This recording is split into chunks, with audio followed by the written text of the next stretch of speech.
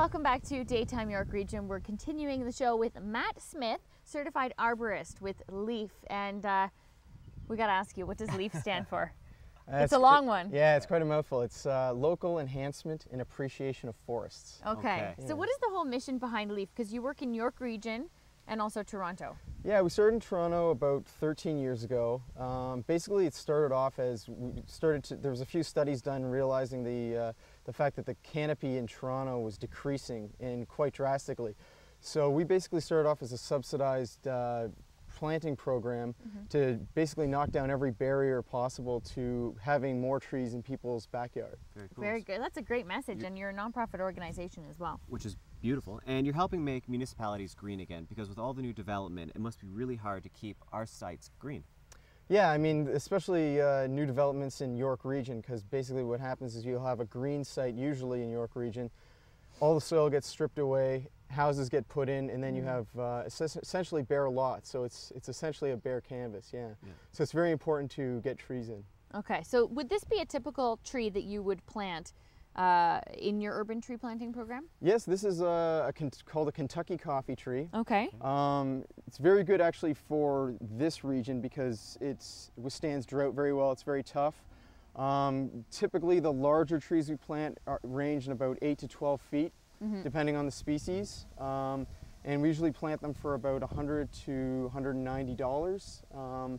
And that includes a site consultation and the actual planting of the tree. And the site consultation is totally free. So people can have LEAF out to their home. You'll tell them what plants or what trees will fit with their soil, which is very good because everyone's working with different soil. And you've also used some, what is this, mulch? Yeah, we use basically wood chip mulch around all the trees, and basically what that does is... Is that important? Yeah, what we do is we try to mimic a forest environment. So these are wood chips, a few bit of leaf in here. So when you're in a forest, what you'll see is usually there's a leaf litter layer. Yeah. It's probably about a few inches deep. Usually in urban environments, obviously you don't have that. So what we want to do is mimic that. It keeps the soil cooler, keeps the roots happier, and it absorbs a lot more water than if you just had a lawn right up to the tree. Very cool. Now, when it comes to taking care of that tree, are there things that people should be doing, especially with like a newly planted tree? With newly planted trees, the best thing to do is you need to artificially water them more than a mature tree. So we usually recommend about 2 to 3 times a week on a low trickle with a hose, about half an hour, because the roots are cut back about 80%. So before that, the new root growth takes about 2 years to get back to its former self.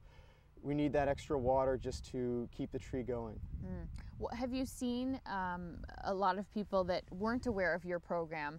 They get signed up and they get these tree planted in their yard. What's their reaction? Because we're trying to make it a greener place for everyone, especially in those new urban areas.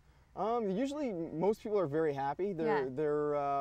Most people don't know a lot about trees. I mean, in school you learn a little, but you don't know sort of the ins and outs. You don't know what tree goes in the right spot, what are the constraints, this sort of thing. So that's what our site consultation is for. We sort of figure out what kind of soil you have, what trees will grow, and then basically give a best recommendation to the client. Do people make mistakes often about planting wrong tree in wrong soil? Very often, yeah. They'll usually, it's actually more of a case of wrong tree in the wrong place. You'll get people who want to keep a yard more open than it should be, and they'll have it right up against a fence, too close to the house, too close to hard surfaces, driveways, that sort of thing. So placement has a lot to do with it.